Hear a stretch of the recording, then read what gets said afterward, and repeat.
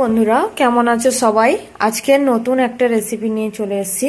দেখো কড়াইতে দুধ নিয়েছি, 500 দুধ আছে এখানে। তো আজকের এই দুধের একটা খুব সুন্দর রেসিপি, তোমরা শেষ পর্যন্ত ভিডিওটা দেখতে থাকো। তো দুধটা এখন ঠান্ডা আছে, এর মধ্যেই কি 4 চামচ কর্নফ্লাওয়ার দিয়ে দেবো।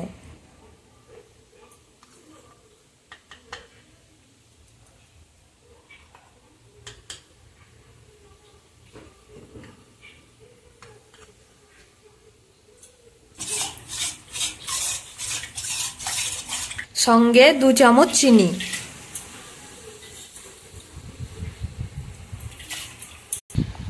পরিমাণ মতো লবণ।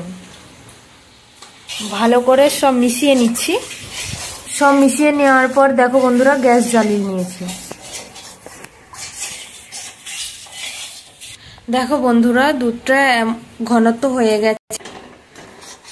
তো এমন ভাবে ঘনত্ব হয়ে গেছে, হালকা আছে আর কি, নেড়ে নেড়ে এমন ঘনত্ব হয়ে গেছে। এর ওপরে কি কাজু বাদাম গুঁড়ো করে রেখেছিলাম আগে থেকে, ওগুলো কি ওপর থেকে দিয়ে দিচ্ছি।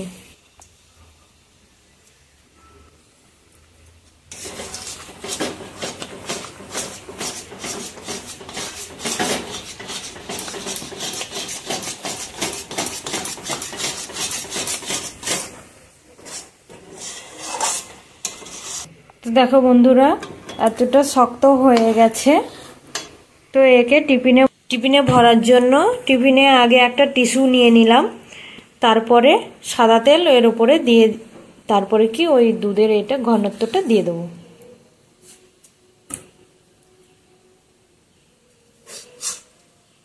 তো দেখো বন্ধুরা এই তো সমান করে নিয়েছি, এবারে কি নরমালে ঢুকিয়ে দেবো। তো দেখো বন্ধুরা আধা ঘন্টা পরে কি বের করে নিয়েছি, তারপরে বের করে কি পিস পিস করে কেটে নিয়েছি কাগজটা তুলে দিয়ে। এখানে আছে দেখো বন্ধুরা, এখানে আছে ব্রেডকে কি গুঁড়ো করে নিয়েছি, আর এখানে ডিম ফাটিয়ে ব্যাটার তৈরি করে নিয়েছি। এই ব্যাটারে আছে ধনে গুঁড়ো, জিরের গুঁড়ো আর স্বাদ মতো লবণ দিয়ে কি ব্যাটারটা তৈরি করে নিয়েছি। এবারে ওই পিসগুলোকে আগে ডিমের ব্যাটারটায় ডুবিয়ে ব্রেডের গুঁড়োয় উল্টো পাল্টা করে কড়াইয়ের মধ্যে দিয়ে দেবো।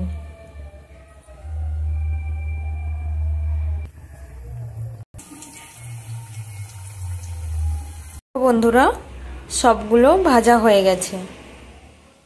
তো দেখো বন্ধুরা গরম গরম চায়ের সঙ্গে আর নিয়ে বসে গেছি। দেখো কত সুন্দর লাগছে দেখতে, খেতে তাহলে কত মজাই না লাগবে। এটা হলো দুধ ভাজা, দেখো কত সুন্দর হয়েছে, খুব সুন্দর হয়েছে, খেয়ে দেখলাম।